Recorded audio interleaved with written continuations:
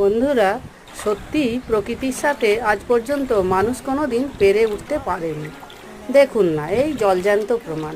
এই যে অতিবৃষ্টিটা হয়ে গেল, তার জন্য আমাদের জনজীবন কত ব্যাহত, কত স্কুল পড়ুয়া আজ গৃহবন্দী, কত কারখানার শ্রমিক আজ বাড়িতে বসে কাজে যেতে পারছে না। বন্ধুরা, এর কারণ কি জানেন? কারণ হলো অতিবৃষ্টির ফলে গঙ্গার জলের লেভেল আর শহরের নিকাশি ব্যবস্থার যে বড় বড় ড্রেনগুলো আছে তার লেভেল এক হয়ে গেছে।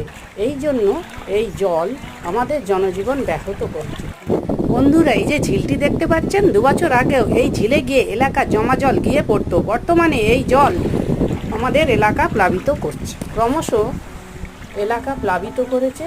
এর ফলে শিশু থেকে বয়স্ক মানুষ পর্যন্ত ভীষণ সমস্যা। জল পুরো উল্টো দিকে বইছে। হ্যাঁ।